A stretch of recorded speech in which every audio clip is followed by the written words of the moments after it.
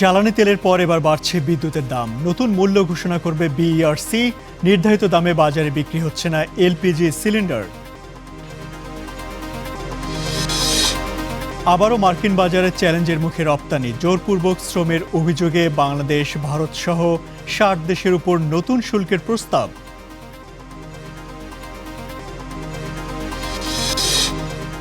নতুন চেয়ারম্যানের পদত্যাগ দাবিতে ইসলামী ব্যাংকের সামনে আজও বিক্ষোভ। বাংলাদেশ ব্যাংক বিতর্কিত মন্তব্য করছে, অভিযোগ গ্রাহকদের। স্বাস্থ্যসেবার খরচ মেটাতে দেশে দরিদ্র হয়েছে ৬১ লাখ মানুষ। এবার বাজেটে ব্যয় বাড়াবে সরকার, সঠিক বাস্তবায়নের তাগিদ বিশেষজ্ঞদের। রাজস্ব আহরণে চলছে অটোমেশন। উৎসাহ বাড়াতে বাজেটে আসতে পারে প্রণোদনার ঘোষণা। মৌলিক সংস্কারের উপর গুরুত্ব অর্থনীতিবিদদের।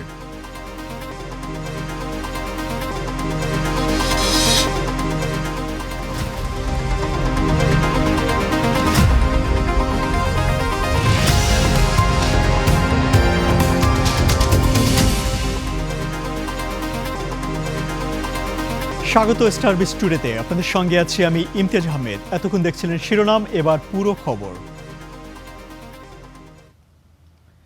বিদ্যুতের নতুন দাম ঘোষণা করবে Bangladesh energy regulatory commission BERC. বাড়াতে পারে ১৫ থেকে ২০% পর্যন্ত। মে মাসের শুরুতে পাইকারি ও খুচরা বিদ্যুতের দাম বাড়ানোর প্রস্তাব করে বিডিপি সহ বিতরণ কোম্পানিগুলো। ২১ মে হয় গণশুনানি। বিতরণ কোম্পানির প্রস্তাব মেনে বিদ্যমান দামের ১৫ থেকে ২৯% পর্যন্ত বাড়াতে হবে। তবে কারিগরি টিমের মূল্যায়ন অনুযায়ী গ্রাহক ভেদে ১৫ থেকে ২০% পর্যন্ত দাম বাড়ানো যেতে পারে। আইন অনুযায়ী শুনানির ৯০ দিনের মধ্যে দাম ঘোষণার কথা থাকলেও সাধারণত ২ মাসের মতো সময় নেয় বিইআরসি। এবার তড়িঘড়ি করে ১ মাসের মধ্যেই দাম বাড়ানোর সিদ্ধান্ত দিচ্ছে সংস্থাটি।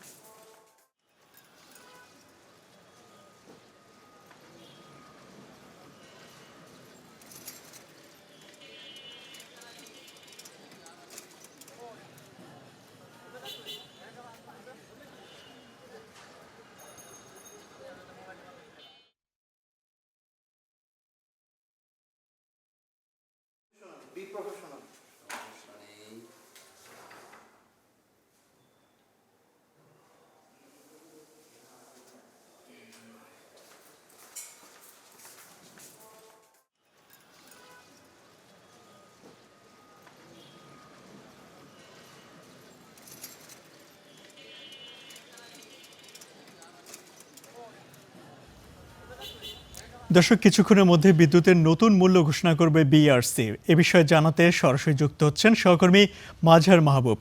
মাজহার, কতটা বাড়াতে পারে বিদ্যুতের দাম? শুনানিতে কেন প্রস্তাব দেওয়া হয়েছিল সে বিষয়টা বিস্তারিত জানাবেন। ইমতিয়াজ, মে মাসের শুরুতে বাংলাদেশ এনার্জি রেগুলেটরি কমিশন বিইআরসির কাছে পিডিবি সহ ডিপিডিসি, ডেসকো, পল্লী বিদ্যুৎ এবং অজুপাড়িকো সহ আরও যে কয়টা বিতরণ কোম্পানিগুলো রয়েছে তারা প্রস্তাব দিয়েছিল। তাদের প্রস্তাব মেনে নিলে আসলে ১৫ থেকে ২৯% পর্যন্ত আসলে বাড়ানোর তারা প্রস্তাব দিয়েছিল। সেই জায়গাতে বিইআরসির কারিগরি টিমের পক্ষ থেকে যেটা মূল্যায়ন করা হয়েছে যে ওই সময়ে আসলে যখন মে মাসের ২১ তারিখ খুচরা পর্যায়ে এবং ২০ তারিখ শুনানি হয়, গণশুনানি অনুষ্ঠিত হয়, তখন আসলে কোনো ধরনের মূল্যায়ন কত শতাংশ বাড়ানো প্রয়োজন সেটি কিন্তু বিইআরসি কারিগরি টিম সুপারিশ করেনি। তবে তারা বলেছিল যে ৭০% পর্যন্ত বাড়ালে সেখানে কোনো ভর্তুকি থাকবে না। তবে আজকে বিইআরসির ঘোষণা হচ্ছে, এরই মধ্যে বিইআরসি চেয়ারম্যান তিনি কিন্তু চলে এসেছেন এবং আর কিছুক্ষণের মধ্যে হয়তো ঘোষণা হয়ে যাবে যে বিদ্যুতের দাম কত বাড়ছে।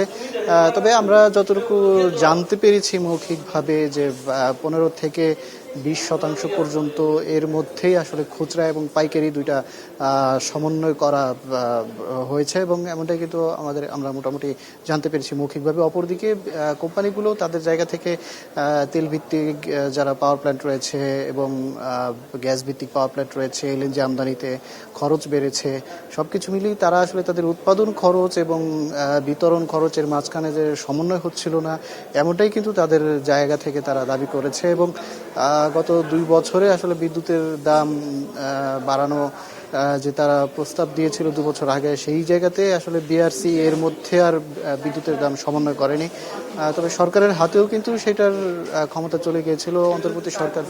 অন্তর্বর্তী সরকারের সময় আবার সেই ক্ষমতা ফিরে আসে। সেই জায়গা থেকে তারা বারবার কিন্তু বিআরসিকে জানিয়ে আসছিল যে এই জুন মাসে অর্থাৎ আজকে থেকেই যেন, যদিও 90 দিন আসলে আইনগতভাবে কিন্তু 90 দিনের মধ্যে সিদ্ধান্ত নিতে হয় বিআরসিকে। সেইখানে বরাবরের মতো আমরা যেটা দেখে আসছি যে অতীতে 1.5 থেকে 2 মাস লেগে যেত, কিন্তু এইবার বিদ্যুৎ কোম্পানিগুলো, বিতরণ কোম্পানিগুলোর পক্ষ থেকে তারা খুব বেশি তোড়জোড় করেছে। বিআরসিও কিন্তু তোড়জোড় করে 1 মাসের মাথায়, অর্থাৎ তারা মে মাসের শুরুতে যে প্রস্তাব দিয়েছে সেই প্রস্তাবের সিদ্ধান্ত তারা কিন্তু জুন মাসের শুরুতেই নিয়ে নিয়েছে এবং এর মধ্যে ঈদের ছুটি সহ সবকিছু মিলিয়ে 1 মাসের মধ্যে আসলে যে কারিগরি টিম বিস্তারিত কাজ করবে সেটিরও কিন্তু সুযোগ ছিল না। সবকিছু মিলিয়ে এই মূল্য নিয়ে আসলে বিভিন্ন মহলের আপত্তি রয়েছে। তবে জনগণের ওপরে যে বিদ্যুতের দাম বাড়ছে, বিশেষ করে নিম্ন স্ল্যাবে, এটা কিন্তু এখনো পর্যন্ত বিভিন্ন মহল থেকে ক্ষোভ জানানো হচ্ছে। ইমতিয়াজ। মাঝার, আপনাকে ধন্যবাদ। দর্শক, বিদ্যুতের নতুন মূল্য ঘোষণা করবে কিছুক্ষণ পরে বিআরসি। সে খবর জানাতে আমার সঙ্গে যুক্ত হচ্ছেন সহকর্মী মাঝার মাহবুব। এপ্রিলের 2 দফায় এলপিজি সিলিন্ডারের দাম বাড়ানো হয়েছিল প্রায় 600 টাকা। তবে অতিরিক্ত দামের কারণে বাজারের চাহিদা কমায় এবার দাম 55 টাকা কমিয়ে 12 কেজির একটি সিলিন্ডারের দাম নির্ধারণ করা হয়েছে 1885 টাকা। তবে আগের মতোই সরকারি দামের চেয়ে অতিরিক্ত মূল্যেই সিলিন্ডার কিনতে হচ্ছে বলে অভিযোগ গ্রাহকদের। রাজধানীর মগবাজার এলাকায় গড়ে ওঠা প্রায় নতুন সব ভবনেই ব্যবহার হয় এলপিজি সিলিন্ডার। ঘন বসতিপূর্ণ এলাকা হয়, অলিতে গলিতে হোটেলও অনেক। মঙ্গলবার বিইআরসি থেকে এলপিজির দাম কমানোর ঘোষণা দেয়া হয়। 12 কেজির সিলিন্ডারের দাম 1940 টাকা থেকে 55 টাকা কমিয়ে 1885 টাকা করা হয়। কিন্তু সরকার নির্ধারিত দামের কোনো প্রতিফলন নেই ভোক্তা পর্যায়ে।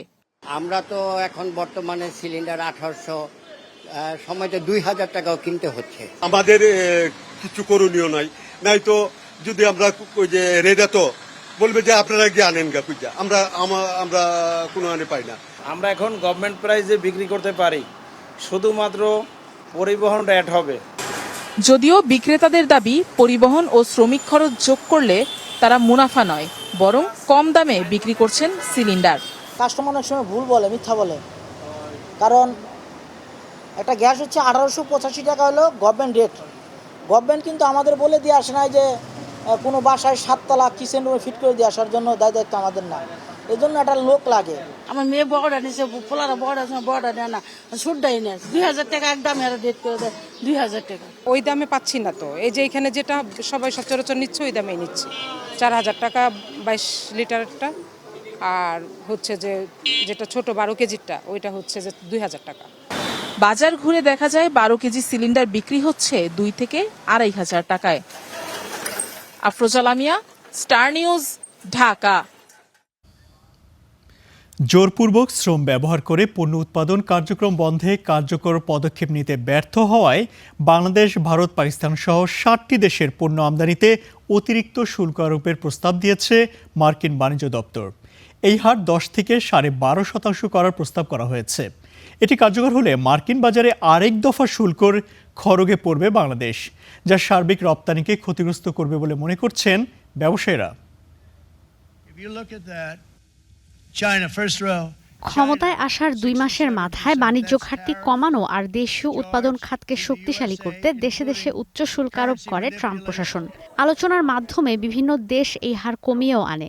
তবে চলতি বছর মার্কিন সুপ্রিম কোর্ট ট্রাম্পের এই ধরনের শুল্ককে অবৈধ ঘোষণা করায় আগের আদায় করা অর্থ ফেরত দিতে হচ্ছে। পরিস্থিতি এমন হতে পারে আগে থেকে আঁচ করে ভিন্ন পথে হাঁটে ট্রাম্প প্রশাসন। এর অংশ হিসেবে গেল মার্চ থেকে বাণিজ্য আইনের ৩০১ ধারা অনুযায়ী মার্কিন স্বার্থ পরিপন্থী ইস্যুতে তদন্ত শুরু করে মার্কিন প্রশাসন, যার মধ্যে ছিল জোরপূর্বক শ্রম ব্যবহার করে পণ্য উৎপাদন। মার্কিন বাণিজ্য অংশীদার সকল দেশের বিরুদ্ধে শুরু হয় এই তদন্ত। তদন্ত অনুযায়ী অবশেষে মার্কিন বাণিজ্য দপ্তর ইউএসটিআর বলছে, জোরপূর্বক শ্রমশক্তি ব্যবহার করে উৎপাদিত পণ্য মার্কিন বাজারে রপ্তানি করে বাজার নিয়ন্ত্রণের চেষ্টা করছে ৬০টি দেশ। এসব দেশের ওপর ১০ থেকে ১২.৫% অতিরিক্ত শুল্ক আরোপের সুপারিশ করেছে দপ্তরটি। বুধবার ইউএসটিআর জানায় ৬০টি দেশের মধ্যে ৫৪টি দেশ জোরপূর্বক শ্রম নিয়ন্ত্রণে পুরোপুরি ব্যর্থ হয়েছে। যেই তালিকায় আছে বাংলাদেশ, ভারত, চীন, ইসরায়েল, সৌদি আরব, যুক্তরাজ্য। এছাড়া ইউরোপীয় ইউনিয়ন সহ ১৫টি দেশের বিরুদ্ধে অভিযোগ, এসব দেশ বিদ্যমান নিষেধাজ্ঞা কার্যকরভাবে প্রয়োগে ব্যর্থ হয়েছে। তবে দেশের ব্যবসায়ীরা বলছেন, সরকার কার্যকর পদক্ষেপ নিলে বাংলাদেশের ওপর এই শুল্ক থাকবে না। ট্রাম্প যখন তার আগে ইম্পোজ করা ট্যারিফটা যখন তার উচ্চ আদালত যখন বাতিল করে দিল, এরপরে নানা অজুহাত খুঁজতেছিল, এটা একটা অজুহাত দাঁড় করিয়ে এটা ইম্পোজ করার চেষ্টা করতেছে।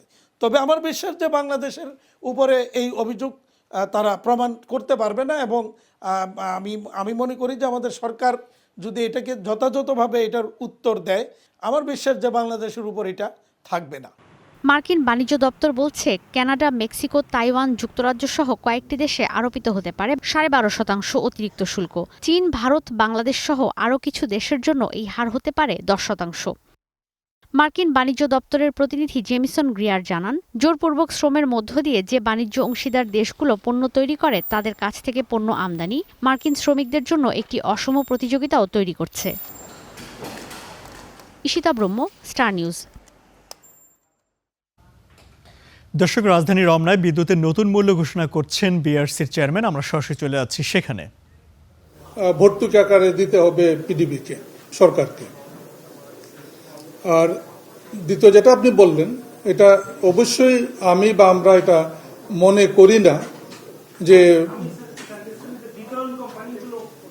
বিতরণ কোম্পানিগুলির ক্ষেত্রে আমরা ইনফ্যাক্ট আমরা এখানে যেটা হয়েছে, আমরা তাদের যে ইনভেস্টমেন্ট আছে তার উপর থেকে রেট অফ রিটার্ন ধরার একটা বিধান আছে।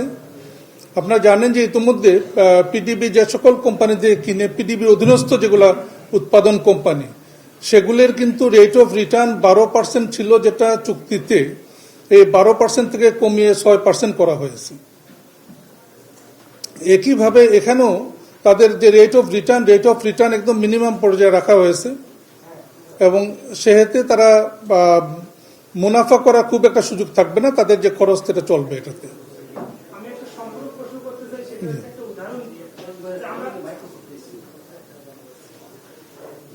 আমরা অতীতে দেখলাম যে হচ্ছে আপনারা যে আরো দিচ্ছেন, রেট অফ রিটার্ন যেটা এটা দিচ্ছেন যে 10 বা 12%, কিন্তু কোন একটা কোম্পানিকে আমরা দেখলাম যে বছরে তার প্রফিট বোনাস পাইলে 21 লাখ টাকা। এরকম এই আপনাদের আরো এর মধ্যে কোথাও ঘাটতি থাকে কিনা, মানে কিসের কোন কোম্পানির কথা বলছেন? কর্ণফুলী গ্যাস ডিস্ট্রিবিউশন কোম্পানি একসময় না, উদাহরণ বলতেছি, এর আগে যে কোম্পানিকে আমরা টেরিফ দিলেন, এইভাবে টেরিফ দেওয়া হয় কিন্তু তারা বিপুল মুনাফা করে, সেই ক্ষেত্রে এই প্রশ্নটা কতটুকু প্রাসঙ্গিক? না, এইটাই পার্টিকুলারলি কর্ণফুলী গ্যাস কোম্পানির ক্ষেত্রে আমার বিষয়টা নলেজে নাই, এবং আমি আসার পরে সম্ভবত গ্যাসের মূল্য নির্ধারণ হয়েও নাই কমার্শিয়াল, যেটা ভোক্তা পর্যায়ে শুধু ইন্ডাস্ট্রিয়াল গ্যাসের একটা মূল্য নির্ধারণ করা হয়েছিল। সো 21 লক্ষ টাকা বোনাস নেওয়ার কোন তথ্য আমার জানা নেই। ফলে যেটা লাস্ট যেটা আমরা হিয়ারিং করলাম কিসের উপরে, যে তেল কোম্পানিগুলির উপরে, সেখানে ওই প্রশ্নটা আসছে, এবং সেখান থেকে যে তথ্যটা আমরা পেয়েছি যে তাদের অনেকেরই অনেক টাকা ব্যাংকে জমা আছে, যেখান থেকে যে মুনাফাটা আসে যেটা আদার ইনকাম হিসাবে, সেখান থেকে তারা এই মুনাফাটা তারা শেয়ার করে, তা ওয়ার্কার্স পার্টিশন ফান্ড বা অন্য কোনোভাবে। বিদ্যুতের বোধহয় এটা নাই বা শুনিনি আমি। আমার নাম ফরমান কাকুন, আমি দৈনিক আমাদের সঙ্গে কাজ করি। আমি আপনার কাছে দুইটা প্রশ্ন করতে চাই। প্রথম প্রশ্নটা হচ্ছে যে আমরা দেখেছি বিদ্যুৎ বিভাগ থেকে ক্যাবিনেট ডিভিশনে বিদ্যুতের মূল্য বৃদ্ধির জন্য যে চিঠি দেওয়া হয়েছে, এবং সেইখানে যেই হারে বিদ্যুৎ বাড়ানোর জন্য প্রস্তাব করা হয়েছে, এনার্জি রেগুলেটরি কমিশন প্রায় সেম বিদ্যুতের দাম বাড়িয়েছে। মানে এখন যা দেখতে পাচ্ছি, কারণ ওই চিঠির সঙ্গে যদি আমরা মিলাই, মাঝখানে একটা গণশুনানি হয়েছে এবং আমরা গণশুনানিতে উপস্থিত ছিলাম। সেখানে কিন্তু শুনানিতে অংশগ্রহণ করে অনেক মানুষ বলেছে যে আসলে কমিশনের এই যে শুনানি এমনি এক ধরনের মানে মঞ্চায়নের মতো, কিন্তু তারপরে আমরা গণশুনানিকে অ্যাপ্রিসিয়েট করি এই কারণে, কারণ তাও তো সেখানে গিয়ে মানুষ কথা বলতে পারে। আপনাদের এর একটা ধারাবাহিকতা আমরা দেখে আসতেছি, আপনারা এই বিদ্যুতের গণশুনানির পর একটা সরকার আসলে যেভাবে চায় সেইভাবেই বিদ্যুতের মূল্য বৃদ্ধি করে দেন, মানুষের গাড়ে জীবনযাত্রার ব্যয় বাড়িয়ে দেন, কিন্তু কোথাও কিন্তু আপনাদের আরো অনেক নির্দেশনা থাকা উচিত। আমরা দেখতেছি যে একটা বিদ্যুতের কোম্পানি, ধরেন কোল পাওয়ার জেনারেশন কোম্পানি, একটা পাওয়ার প্ল্যান্ট নিয়ে তাদের একটা বিশাল কোম্পানি, সেখানে বিশাল ব্যয়ভার। বাংলাদেশ বিদ্যুৎ ঠিক আছে, আপনার ধারণা, আমার প্রশ্নটা, আপনার প্রশ্ন আমি বুঝতে পেরেছি। আমি যদি এটা জবাব দেই আমি এইভাবে যে আপনারা এই আদেশের মধ্যে কেন এই যে বিদ্যুতের কোম্পানি এই যে ব্যয়ভার, এই যে প্রত্যেকবারই বলা হচ্ছে যে ভর্তুকি কমাতে, কিন্তু ভর্তুকি তো গত 15 বছর যাবত অব্যাহত ভাবে বেড়ে যাচ্ছে। ভর্তুকি কমানোর কোন ইন্টেনশন বা কোন চেষ্টা তো বিদ্যুৎ বিতরণ কোম্পানিগুলি নাই। এটা বলি আমি, এই বিষয়ে যদি কিছু বলেন। এটা হলো যে আমরা এটা ডিটেইল একটা আদেশ ইস্যু হবে, এটা তো সংক্ষিপ্ত একটি আদেশ, ডিটেইল একটা আদেশ ইস্যু হবে, যে আদেশে প্রত্যেকটা কোম্পানির প্রতি নির্দেশনা থাকবে এবং যে নির্দেশনায় ব্যয় হ্রাসের ব্যাপারে, বিশেষ করে তাদের সাধারণ যে ব্যয় আছে পরিচালন ব্যয়, এবং একই সঙ্গে পিডিবি যে ক্যাপাসিটি চার্জ যেটা, এই সকল বিষয় কমানোর বিষয়ে আমাদের সুনির্দিষ্ট নির্দেশনা থাকবে। এখানে মেরিট অর্ডার ডেসপাসে একটা বিষয় আমরা জানি, এটা ঠিকভাবে হচ্ছে কিনা, ক্যাপাসিটি পেমেন্টের ইস্যুটা আমরা বেশ কিছু ইস্যু এখানে উল্লেখ করে দিব।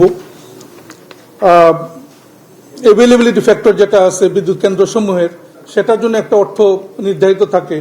দেন ডিপেন্ডেবল ক্যাপাসিটি, এই ইস্যুগুলো আমরা অ্যাড্রেস করবো এবং এই বিষয়গুলি আমরা সুনির্দিষ্ট নির্দেশ দিব কোম্পানিগুলিকে, এবং আমরা এটা মনিটর করব, অন্তত ত্রৈমাসিক আমরা রিপোর্ট চাইব। আমার নাম মহিউদ্দিন, আমি প্রথমে কাজ করি। আমার প্রশ্ন দুইটা। একটা হচ্ছে যে এবার আমরা দেখলাম দাম বৃদ্ধির প্রস্তাবের পরে, মানে 3 তারিখ আপনি যে ডেট বলছেন প্রস্তাব জমা হয়েছে, আজকে 3 তারিখ, মানে 1 মাস। কমিশনের ইতিহাসে এত দ্রুততার সঙ্গে দাম বৃদ্ধির ঘোষণা আমরা এর আগে দেখি নাই। মানে এটা কি কোনো প্রেশার ছিল কিনা যে অত্যন্ত দ্রুত গতিতে এটা সমাধান করতে হবে বা আদেশ দিতে হবে? 1 নম্বর। আর 2 নম্বর হচ্ছে যে দাম যে বৃদ্ধি করা হলো তার ইম্প্যাক্ট অ্যানালাইসিস, ভোক্তার উপরে যে প্রভাব পড়বে সেটা ইম্প্যাক্ট অ্যানালাইসিস করা হয়েছে কিনা? এটা তো কোনো চাপ ছিল না অবশ্যই, বাট আমরা জানি যে জুন মাস বাজেটের মাস, একটা বাজেট পেশ হবে আগামী 11 তারিখে। সো এই জিনিসটা আমাদের মাথায় ছিল যে বাজেটের আগে এটা দেওয়া ঠিক হবে। দর্শক, বিদ্যুতের নতুন মূল্য ঘোষণা করছে বাংলাদেশ এনার্জি রেগুলেটরি কমিশন, আমরা সরাসরি ছিলাম সেখানে। দর্শক, কিছুক্ষণ আগেই আমরা নতুন করে মার্কিন শুল্ক আরোপের প্রস্তাব নিয়ে আপনাদের জানাচ্ছিলাম। এ বিষয়ে আরও জানাতে নিউজরুম থেকে আমাদের সঙ্গে যুক্ত হচ্ছেন সহকর্মী ঈশিতা ব্রহ্ম। ঈশিতা, যেখানে আন্তর্জাতিকভাবেই অনেকটা অর্থনৈতিক মন্দা চলছে কিংবা সারা বিশ্বে একটি অর্থনৈতিক নেতিবাচক অবস্থায় রয়েছে, সেখানে নতুন করে শুল্ক আরোপের দিকে কেন হাঁটছে ট্রাম্প প্রশাসন? ধন্যবাদ ইমতিয়াজ। ট্রাম্প প্রশাসনের শুল্ক আরোপের যে বিষয়টি আছে, ট্রাম্প প্রশাসন কিন্তু শুরু থেকেই একটি চালাকির, বলা চলে যে একটি চালাকি অনুসরণ করছে। ট্রাম্প প্রশাসন শুরু থেকেই, যখন এপ্রিলে ক্ষমতায় আসলেন ডোনাল্ড ট্রাম্প, তারপরে কিন্তু তিনি ক্ষমতায় এসেছিলেন জানুয়ারিতে। এরপরে যখন তিনি এপ্রিলে শুল্ক আরোপ করা শুরু করলেন, তিনি কিন্তু ঢালাওভাবে 10 থেকে 50% পর্যন্ত শুল্ক আরোপ করেছিলেন সব দেশে। তিনি সম্ভবত তখনই জানতেন যে এই শুল্ক মার্কিন সুপ্রিম কোর্টে কখনো না কখনো অবৈধ ঘোষণা করা হতে পারে, কিংবা তিনি শুল্কের কারণে চাপের মুখে পড়তে পারেন, যে কারণে তিনি কিন্তু বিকল্প একটি পদক্ষেপ বা ব্যবস্থা তিনি আগে থেকেই হয়তো করে রেখেছিলেন। সেই ব্যবস্থার আওতায় আমরা দেখছি যে যখনই চলতি বছরের শুরুতে যখনই মার্কিন সুপ্রিম কোর্ট এই শুল্কটি অবৈধ ঘোষণা করলেন, তার ঠিক পরপরই কিন্তু মার্কিন প্রশাসন আবারও 10% পর্যন্ত ঢালাওভাবে শুল্ক আরোপ করে দিল বাণিজ্য অংশীদার দেশগুলোতে। এই দেশগুলোতে শুল্ক আরোপের যে বিষয়টি ছিল, ট্রাম্প প্রশাসনের দাবি ছিল, মার্কিন বাণিজ্য প্রতিনিধির দাবি ছিল যে এই দেশগুলো অন্যায্য বাণিজ্য চর্চা করছে সেকশন 301-এর আওতায়। তো অন্যায্য বাণিজ্য চর্চার যে বিষয়টি, সেটি ছিল যে যুক্তরাষ্ট্রে যে পণ্যগুলো রপ্তানি করা হয়, যে দেশগুলো পণ্য রপ্তানি করে, সেই দেশগুলোই অন্যায্য বাণিজ্য চর্চা করছে। দেশের অভ্যন্তরে যে পণ্যগুলো উৎপাদিত হয় সেগুলো কম দামে অনেক বেশি শ্রমিকদেরকে অনেক বেশি কাজ করিয়ে কম দামে সেই পণ্যগুলো উৎপাদন করে সেগুলো যুক্তরাষ্ট্রে রপ্তানি করা হচ্ছে। যুক্তরাষ্ট্রের আমদানিকারকরা আবার সেই পণ্য কিনছেন। তো সেক্ষেত্রে যুক্তরাষ্ট্রের অভ্যন্তরীণ বাজারে অভ্যন্তরীণ শ্রমশক্তিতে যে চাপ পড়ছে সে কারণে কিন্তু এই অন্যায্য বাণিজ্য চর্চার অভিযোগটি ইউএসটিআর এনেছিল। তো এই বাণিজ্য চর্চার অধীনেই কিন্তু মঙ্গলবার একটি প্রতিবেদন প্রকাশ করে ইউএসটিআর, যেখানে বলা হয় যে অন্তত 60 দেশ এই অন্যায্য বাণিজ্য চর্চা করছে। এই কারণেই কিন্তু শুল্কটি আবার আরোপ করা হতে পারে বলে মনে করা হচ্ছে। তো এক্ষেত্রে যদি এই শুল্কটি আসলেই আরোপ করা হয় তখন কিন্তু বাংলাদেশ অনেক বেশি ক্ষতিগ্রস্ত হয়ে যেতে পারে বলে ব্যবসায়ীরা বলছেন।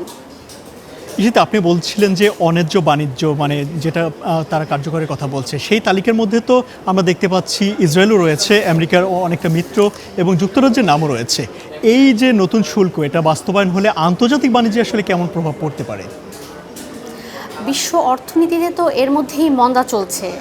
হরমুজ প্রণালী বন্ধ হওয়ার কারণে মধ্যপ্রাচ্যে যে অস্থিরতা তৈরি হয়েছে সে কারণে কিন্তু বিশ্ব বাণিজ্য এখন এমনিতেই অস্থির। এর মধ্যে যদি ট্রাম্পের এই শুল্ক আসলে কার্যকর হয়, রপ্তানি নির্ভর যে দেশগুলো, বাংলাদেশ, এমনকি বাংলাদেশের প্রতিযোগী দেশ ভারত, ইন্দোনেশিয়া, ভিয়েতনাম, থাইল্যান্ড, সব দেশের উপরেই কিন্তু বিশেষ করে এশিয়ার রপ্তানি বাণিজ্যে কিন্তু অনেক বড় একটা প্রভাব পড়বে। এশিয়া কিন্তু জ্বালানি তেল আমদানি করতে গিয়ে এমনিতেই এশিয়ার বিভিন্ন দেশের অর্থনীতি চাপের মধ্যে রয়েছে।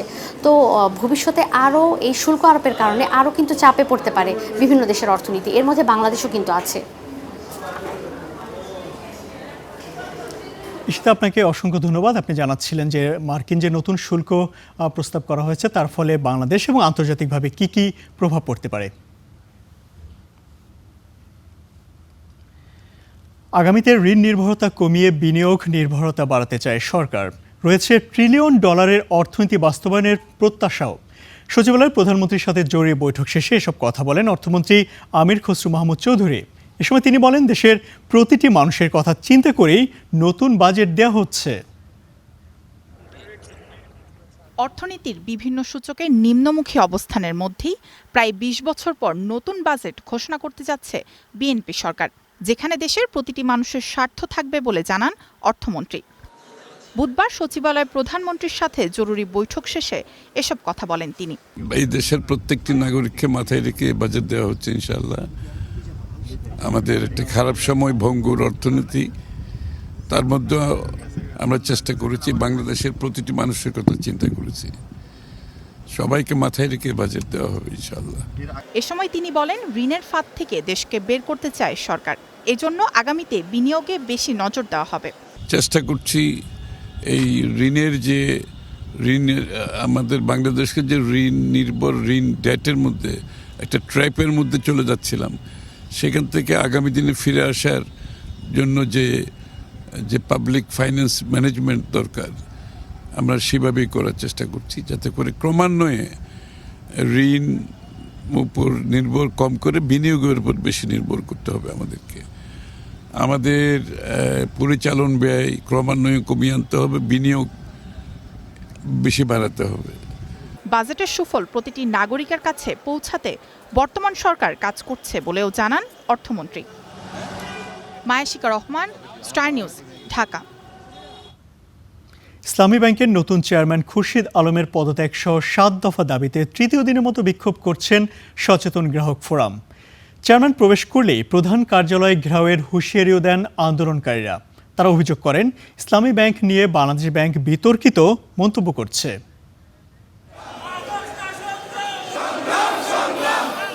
ইসলামী ব্যাংকের নতুন চেয়ারম্যান খুরশিদ আলমের পদত্যাগ সহ 7 দফা দাবিতে তৃতীয় দিনের মতো আবারও আন্দোলনে গ্রাহকরা। বুধবার সকাল 11টা থেকে মতিঝিলে ব্যাংকের প্রধান কার্যালয়ের সামনে সচেতন গ্রাহক ফোরামের ব্যানারে আন্দোলনে নামেন তারা।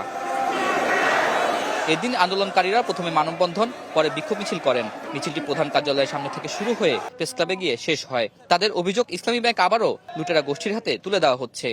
অত্যন্ত উদ্বেগের সাথে লক্ষ্য করছি, 3 মাসের ব্যবধানে ইসলামী ব্যাংকের উপরে অবৈধ হস্তক্ষেপ কেন?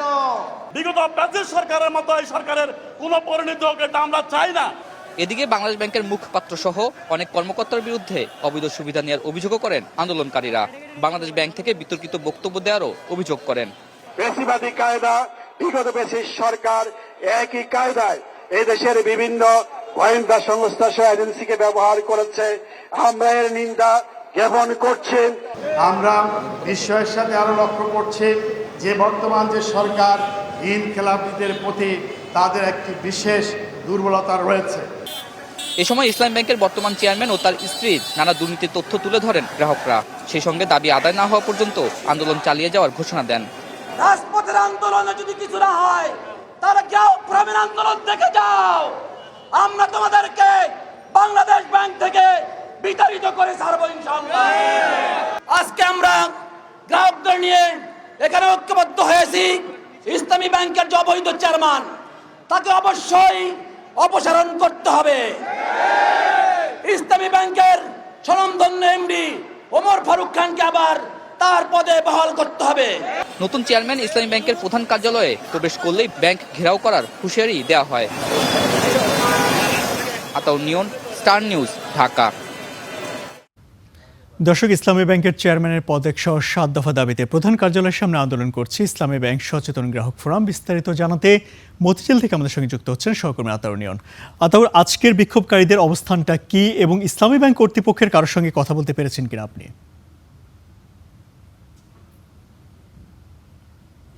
আজকে তৃতীয় দিনের মতো কিন্তু আমরা দেখেছি যে সকালবেলা ইসলামী ব্যাংকের যে সচেতন গ্রাহক ফোরাম রয়েছে তারা সকাল 11টায় ইসলামী ব্যাংকের সামনে জড়ো হয় এবং তাদের যেই আন্দোলনের কার্যক্রম রয়েছে সেই কর্মসূচি তারা শুরু করেন। তো আমরা এই মুহূর্তে দিলকুশা ইসলামী ব্যাংকের যে প্রধান কার্যালয় রয়েছে সেটির সামনে রয়েছি। তবে এই মুহূর্তে কোনো আন্দোলন আসলে এখানে চলমান নেই। তারা সকাল 11টায় যে আন্দোলনটি শুরু করে সেটি প্রথমে মানববন্ধন করে, পরবর্তীতে মানববন্ধন শেষে তারা একটি বিক্ষোভ মিছিল করে। মিছিলটি ইসলামী ব্যাংকের যে প্রধান কার্যালয় রয়েছে এই সামনে থেকে শুরু হয়ে তারা প্রেস ক্লাবে যে মিছিলটি শেষ করে। তবে তাদের যেই আন্দোলন বা তারা যেই দাবিগুলো জানিয়েছিল তার প্রধান এবং অন্যতম যে কারণটি হয়েছে সেটি হচ্ছে ইসলামী ব্যাংকের যে বর্তমান নতুন চেয়ারম্যান দেওয়া হয়েছে বাংলাদেশ ব্যাংকের সাবেক ডেপুটি গভর্নর খুরশিদ আলমকে, তাকে পদত্যাগ করতে হবে বা তাকে সরিয়ে দেওয়ার বিষয়ে তারা দাবি জানিয়ে আসছে এবং জোর দাবি তারা জানিয়েছে যে তাকে শুধু সরিয়ে দেওয়া না, তাকে যতদিন পর্যন্ত সরানো না হবে তাকে ইসলামী ব্যাংকে আসলে তারা ঢুকতে দিবে না বা তাকে কার্যক্রম পরিচালনা করতে দেবে না, এরকম একটি তারা দাবি জানিয়েছে। এবং তারা আরও জানিয়েছে যে ইসলামী ব্যাংকে যদি এই বর্তমান নতুন চেয়ারম্যান যদি আসেন তবে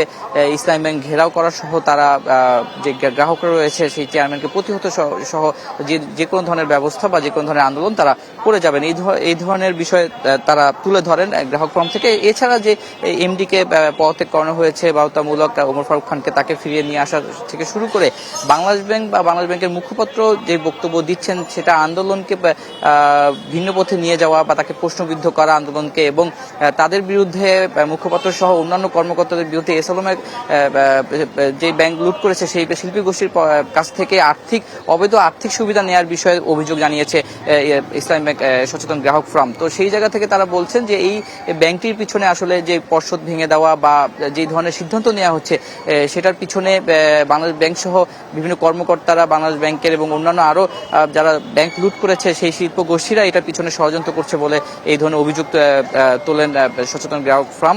এবং গ্রাহকরা জানান যে এই ধরনের ষড়যন্ত্র যেন বন্ধ হয়, না হলে ব্যাংকটি থেকে আমরা দেখেছি গতকালকে বাংলাদেশের একটি জেলার একটি শাখা থেকে প্রায় 1100 কোটি টাকা একদিনই তুলে নেওয়া হয়েছে। তো সেই ধরনের কথাও তারা জানান যে আমানতকারীরা এখনো আস্থা রেখে যেই তারা টাকা রেখেছে এই ধরনের ষড়যন্ত্র যদি বন্ধ না হয় বা ব্যাংকটিকে যদি ঘুরে দেওয়ানোর সুযোগ দেওয়া না হয় বা সেই লুটেরা বা শিল্পগোষ্ঠীর হাতে যদি তুলে দেওয়া হয় সেক্ষেত্রে তারা আসলে যা আমানতকারীরা যারা গ্রাহকরা রয়েছেন তারা টাকা তুলে নেবেন। প্রবাসীরা আসলে রেমিটেন্স পাঠানো আসলে ইসলামী ব্যাংকের মাধ্যমে যে রেমিটেন্স আছে সেটা বন্ধ হয়ে বিকল্প পথে চলে যেতে পারে, এই ধরনের অভিযোগ বা এই ধরনের দাবিও তারা আসলে তুলে ধরেন গ্রাহকের ফোরাম থেকে। তাই ব্যাংকটির বিরুদ্ধে সকল ধরনের ষড়যন্ত্র বন্ধ না হওয়া পর্যন্ত তারা আন্দোলন বা তাদের দাবি আদায় না হওয়া পর্যন্ত আন্দোলন চালিয়ে যাওয়ার ঘোষণা দেন। তো এই ছিল ইসলামী ব্যাংকের সর্বশেষ তথ্য।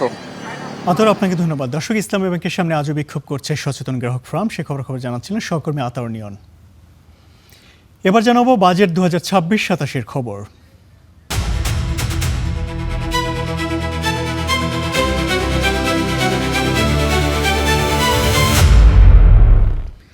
দেশের স্বাস্থ্যসেবার করুণ দশা নতুন কিছু নয়। সরকারি হাসপাতালে স্বল্প টাকায় যে সেবা মেলে সেখানে অবহেলার অন্ত নেই। বেসরকারি সেবায় উচ্চ খরচ, এই ব্যয় সামাল দিতে গিয়ে 2022 সালে দরিদ্র হয়েছে 61 লাখ মানুষ। আসছে বাজেটে স্বাস্থ্য খাতে অগ্রাধিকার বাড়াতে চায় সরকার, তবে শুধু ব্যয় বৃদ্ধি নয়, সঠিক বাস্তবায়নের উপর গুরুত্ব দিয়েছেন বিশেষজ্ঞরা। বিস্তারিত মাহবুল ইসলামের প্রতিবেদনে। ক্যান্সার, 2.5 বছর ধরে কুরে কুরে খাচ্ছে 48 বছর বয়সী শহীদ আলীকে। ভিটেমাটি বিক্রি করে এসেছেন জাতীয় ক্যান্সার গবেষণা ইনস্টিটিউট ও হাসপাতালে। বেড তো দূরের কথা, মেলেনি মেঝেও। ভোর থেকে দুপুর গড়িয়ে বিকেল স্বজনরা ছুটছেন এক কক্ষ থেকে অন্য কক্ষে, আর সিঁড়ির রেলিং হয়েছে রোগীর ভরসার কাঁধ। এই অবস্থা বিচার না আসছে, আমি বসতে পারতেছি। রোগী এখানে সিঁড়িতে বসাই রাখছি, আসার পরে ওই সিকিউরিটি গার্ড বলে আপনার সিঁড়ি ছাড়েন বলবে যে এইটা করতে হবে বা বাড়ি চলে যান, সেটাও বলে না। কতগুলো টেস্ট ধরাই দিছে, টেস্টগুলো করতে যায় তাও করবে না, তাদের পার্সোনাল চেম্বারে পাঠায়। এ তো গেল ঢাকার চিত্র। গ্রামের প্রান্তিক স্বাস্থ্যসেবার অবস্থা আরও ভয়াবহ। খোদ স্বাস্থ্যকেন্দ্রে কাজ করা কর্মীর মেয়ের ঔষধও মেলে না কমিউনিটি স্বাস্থ্যকেন্দ্রে। বাচ্চার যে কিছু প্রাথমিক পর্যায়ে যে ওষুধগুলো আমার সবসময় রাখতেই হয় ঘরে, কোনো সময় যদি না থাকে সেই ক্ষেত্রে আমার এইখানে পাওয়াই যায় না, আমার দৌড়াতে হয় সেই ঘিওরে না হলে মানিকগঞ্জ। বাংলাদেশ পরিসংখ্যান ব্যুরোর সাম্প্রতিক একটি জরিপ বলছে প্রাথমিক ও বিশেষায়িত 60টির বেশি রোগে মাত্র 11% মানুষ সরকারের স্বাস্থ্যসেবা প্রতিষ্ঠান থেকে চিকিৎসা নেয়, কিন্তু সেখানেও মেলে না কার্যকর সেবা। সরকারের উন্নয়ন গবেষণা প্রতিষ্ঠান BIDS এর সাম্প্রতিক একটি গবেষণার তথ্য বলছে চিকিৎসা ব্যয় মেটাতে গিয়ে 2022 সালে 61 লাখ মানুষ দরিদ্র হয়েছে। এছাড়া অর্থের অভাব, রোগের ভয়, পর্যাপ্ত জ্ঞান না থাকা সহ স্বাস্থ্যসেবা কেন্দ্রে নিয়ে যাওয়ার মতো সহযোগিতা করার কেউ না থাকায় 65.19% মানুষ চিকিৎসা সেবা থেকে বঞ্চিত হয়েছে, যেখানে ভয়াবহ চিত্র উত্তরাঞ্চলের জেলাগুলোতে। এমন বাস্তবতায় 2026-27 অর্থ বছরে 35,000 কোটি টাকার উন্নয়ন বাজেট বরাদ্দ রাখা হচ্ছে স্বাস্থ্য খাতে, আর মোট বাজেটে স্বাস্থ্যে অন্তত 5% বরাদ্দ রাখার আশ্বাস সরকারের। তবে বিশেষজ্ঞরা বলছেন শুধু বাজেটের লক্ষ্যমাত্রা নির্ধারণ করলেই হবে না, সে অর্থের কার্যকর ব্যবহারও নিশ্চিত করতে হবে, অন্যথায় সাধারণ মানুষের দুর্ভোগ কমবে না। বছর শেষে একটা রিভাইজ বাজেট করে, রিভাইজ বাজেটে কিন্তু দেখা যায় শুরুতে যেটা ছিল 30-35 হাজার, ওটা কিন্তু 30-40% কমে যায়। তো আলটিমেটলি ফিল্ডে কিন্তু সেই অ্যামাউন্টটা যাচ্ছে না। সেই জায়গাটা হলো গুরুত্বপূর্ণ দেখা, যে আমরা কি জাস্ট অ্যামাউন্টটা বাড়িয়ে দিয়েই বোঝানোর চেষ্টা করছি যে আমরা স্বাস্থ্য খাতে কিছু করব, নাকি আসলে কিছু নতুন উদ্যোগ নিব। জনগণের দুঃখ দুর্দশা দূরীকরণে বাজেটকে জনবান্ধবভাবে ব্যবহারের তাগিদ বিশেষজ্ঞদের। মাহাবুল ইসলাম, স্টার নিউজ, ঢাকা। রাজস্ব ব্যবস্থাকে অটোমেশনের আওতায় আনতে গত 1.5 বছরে ধাপে ধাপে বেশ কিছু পদক্ষেপ নিয়েছে এনবিআর। আসছে বাজেটেও অটোমেশন বাধ্যতামূলক ও বাস্তবায়নে প্রণোদনা দিতে পারে বেশ কিছু খাতে। তবে অর্থনীতিবিদরা মনে করছেন মৌলিক সংস্কার ও নিয়ম নীতিতে পরিবর্তন না করলে কাজে আসবে না অটোমেশন। বিস্তারিত মাঝার মাহবুবের প্রতিবেদনে। ব্যক্তি ও কোম্পানি করদাতাদের একসময় রিটার্ন ফাইল নিয়ে কর অঞ্চলে যেতে হতো, এখন সেই পরিস্থিতি নেই। অনলাইনেই বাধ্যতামূলক করা হয়েছে রিটার্ন দাখিল। এছাড়াও আয়কর রিটার্নের সঙ্গে সংযুক্ত করা হয়েছে করদাতার ব্যাংক অ্যাকাউন্ট, যা অটোমেশনের অন্যতম উদাহরণ। এর বাইরে আমদানি রপ্তানিতে স্বচ্ছতা আনতে এসআইকোডা সফটওয়্যারের সঙ্গে যুক্ত হয়েছে foreign exchange transaction management system. কাগজ বাদ দিয়ে কাস্টমসে বাধ্যতামূলক হয়েছে অনলাইন ইউপি গ্রহণ। এছাড়া ব্যবসায়িক নথি ও নিরীক্ষা প্রতিবেদনের ডিজিটাল কপি জমা উৎসাহী করতে আসতে পারে প্রণোদনার ঘোষণা। তবে নিয়মনীতিতে পরিবর্তন না এনে অটোমেশন বাস্তবায়ন খুব একটা কাজে আসবে না বলে মনে করছেন অর্থনীতিবিদরা। ফাইলিংয়ের ক্ষেত্রেও এখন অটোমেশনের বেশ কিছু অগ্রগতি হয়েছে, কিন্তু ওই আগের প্রক্রিয়ার মধ্যে থেকেই যেভাবে আপনি প্রশাসনকে চালান, সেই নিয়ম নীতিতে কোনো পরিবর্তন না এনে ওই একই নিয়মকে যদি অটোমেট করেন, সেখান থেকে তো খুব বেশি সুফল পাবেন না, কারণ সমস্যা তো ওই নিয়ম নীতির মধ্যেই। এদিকে অটোমেশন বাস্তবায়ন না হওয়ার পেছনে কিছু অসাধু কর্মকর্তা ও ব্যবসায়ীদের যৌথ অসহযোগিতা থাকলেও সরকারের আন্তরিকতা থাকলে এই বাধা কেটে যাবে বলে মত অর্থনীতিবিদদের। এই ম্যানুয়াল পদ্ধতি অথবা কে বাধা দিল, সরকার যদি চায়, আমি বিশ্বাস করি সরকার চাইলে এবং তার যদি স্ট্রং একটা কমিটমেন্ট থাকে, ভেস্টেড ইন্টারেস্ট গ্রুপকে মানে পাত্তা না দিয়ে যাতে দেশের স্বার্থে, যে বাংলাদেশের স্বার্থে, বাংলাদেশের জনগণের স্বার্থ যদি চিন্তা করে, তাহলে ফিসক্যাল স্পেস বাড়ানোর কোনো বিকল্প নেই। আমাদের এই পাবলিক ডেটের যে বাজেট ঘাটতির যেখানে, সেই জায়গা থেকে বের হয়ে আসতে হবে আমাদের। রাজস্ব ব্যবস্থা সংস্কারের অংশ হিসেবে অন্তর্বর্তী সরকারের সময় অটোমেশনের বিভিন্ন পদক্ষেপ নেওয়া হয়েছিল। মাজহার মাহবুব, স্টার নিউজ, ঢাকা। দর্শক, আগামী অর্থবছরের বাজেট প্রসঙ্গে আরও বিস্তারিত আলোচনা করব একজন আমন্ত্রিত অতিথির সঙ্গে সংবাদের পরবর্তী অংশে। দেখছেন স্টার বিজ টুডে, ফিরছি একটু পরেই। দিতে হয়েছে প্রাইস না বাড়িয়ে, সরকারকে তো কোনো এক জায়গা থেকে এই টাকাটা ভর্তুকি দিতে হবে। সো সামনের দিনগুলোতে যদি আগামী বছরও যদি ওনারা বাজেটের অতিরিক্ত বা বেশি ওনারা টার্গেট করেন প্রাইভেট সেক্টর থেকে নিতে, আমরা কিন্তু ক্লিয়ারলি দেখতে পাচ্ছি যে আগামী বছরও আপনার প্রাইভেট সেক্টর ক্রেডিট গ্রোথ আরও নিচের দিকে চলে যাবে বলে একটা বড় শঙ্কা রয়েছে। আপনি ভর্তুকির কথা বলছিলেন, সরকার তো বিদ্যুৎ এবং জ্বালানি খাত থেকে ধীরে ধীরে সম্ভবত ভর্তুকি কমিয়ে দিচ্ছে। এর আগে জ্বালানি খাতে মূল্য বাড়িয়েছে এবং আজকের বিদ্যুতের মূল্য বাড়াচ্ছে। সব মিলিয়ে আসলে ব্যবসার আগামীর দিনে কি দেখছেন? দেখেন, it is a very challenging time. আপনি যখনই আজকে আমরা দেখলাম যে প্রায় 20% মতো এনার্জি কস্ট বাড়ানো হলো, তো যখনই আপনি জ্বালানি তেলের বা জ্বালানির প্রাইসটা আপনি বাড়াবেন, it will have direct impact on all products, all manufacturing products or trading products. আপনি তেলের দামও আমরা আবার দেখলাম যে 1.5 মাসের মাথায় আবার 5 টাকা করে বাড়ানো হলো। So this will have direct impact on the price, retail প্রাইসে যে জিনিসটা করবে। কিন্তু আমাদের এটাও তো মেনে নিতে হবে যে বৈশ্বিক যে চ্যালেঞ্জ, এই চ্যালেঞ্জে আমি তো বলবো যে গত 3-4 মাসে পৃথিবীর অন্যান্য অনেক দেশ আছে যেখানে স্টেট অফ ইমার্জেন্সি ডিক্লেয়ার করতে হয়েছে। মানুষজন, আমরা শ্রীলঙ্কার অবস্থা দেখেছিলাম বছর 3 আগে, সেই অনুযায়ী তো আমরা বলবো সরকার যেভাবেই করুক ভালোভাবে কিন্তু জিনিসটা হ্যান্ডেল করেছে। যে দেখেন, আমার তো মনে হয় যে আমরা দীর্ঘ লাইন দেখছিলাম পেট্রোল পাম্পগুলোতে, আমার তো মনে হয় এটা মোর মানুষের একটা মানে আননেসেসারি একটা হাইপের জন্য প্রাইস বাড়ায় দিলেন, তেলের দাম বাড়ায় দিল, পরের দিন থেকে কিন্তু লাইন নাই। সো এটা কিন্তু ক্লিয়ারলি বোঝা যায় যে এটা ম্যানমেড একটা ভ্যাকিউম তৈরি করার চেষ্টা করা হয়েছে। তো সামনের দিকে এখন আমরা, যদিও আমাদের বাংলাদেশের মানুষ বা পলিটিক্যাল গভর্নমেন্টের কোনো হাত নাই এই ইরান কনফ্লিক্টটা সেটেল ডাউন করা এবং হরমুজ প্রণালী খুলে দেওয়াটা উপরেই কিন্তু আমাদের সামনের দিনগুলো ডিপেন্ড করছে। যে আমরা এখন কিভাবে সরকার বলবো যে এই যুদ্ধ যদি আরও 6 মাস চলে, তাহলে দেখা যাবে এই পুরো বছরই সরকারের যত টার্গেট ছিল সবগুলোই বিফলে চলে যাবে।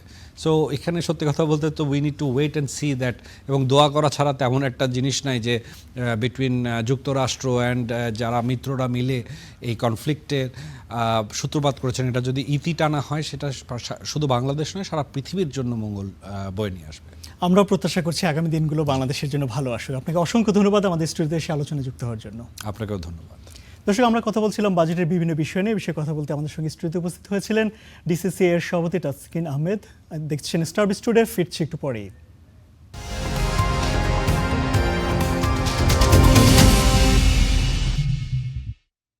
ভেষজ ওষুধের গণ্ডি পেরিয়ে এবার প্রসাধনী ও খাদ্যপণ্যের মূল ধারায় বাজারে নামল হামদর্দ বাংলাদেশ। বুধবার সকালে প্রতিষ্ঠানটির প্রধান কার্যালয়ে নতুন কনজিউমার শাখার আনুষ্ঠানিক উদ্বোধন করা হয়। মূলত বহুজাতিক কোম্পানির চড়া মূল্যের বাজারে আম্রপালি, রুহাবজা, ক্লোবগার্ড টুথপেস্ট ও নিম সাবানের মতো পণ্যগুলো সাধারণ মানুষের কাছে সাশ্রয়ী মূল্যে পৌঁছে দেয় এই শাখার মূল লক্ষ্য। দেশব্যাপী আধুনিক বিপণন ব্যবস্থার মাধ্যমে পণ্যগুলো সাধারণ ভোক্তাদের হাতের নাগালে নিয়ে আসবে হামদর্দ। অনুষ্ঠানের প্রধান অতিথি ও হামদর্দের ব্যবস্থাপনা পরিচালক ডক্টর হাকিম মোহাম্মদ ইউসুফ হারুন ভূঁইয়া বলেন, আধুনিক বিপণন ব্যবস্থার মাধ্যমে দেশীয় কাঁচামাল নির্ভর এই পণ্যগুলো দ্রুততম সময়ে ভোক্তাদের কাছে পৌঁছে দেওয়া হবে। মার্কেটিং বিভাগের সিনিয়র পরিচালক অধ্যাপক কামরুন নাহার হারুনের সভাপতিত্বে অনুষ্ঠানে ব্যবসায়ী অংশীদার ও বিপণন প্রতিনিধিরা উপস্থিত ছিলেন। দেশের বাজারে 22 ক্যারেটের প্রতি ভরি স্বর্ণ বিক্রি হচ্ছে 2,34,855 টাকায়। এছাড়া 21 ক্যারেটের প্রতি ভরি স্বর্ণ বিক্রি হচ্ছে 2,24,182 টাকা। 18 ক্যারেটের প্রতি ভরির দাম 1,92,164 টাকা এবং সনাতন পদ্ধতির প্রতি ভরি স্বর্ণ বিক্রি হচ্ছে 1,56,474 টাকায়।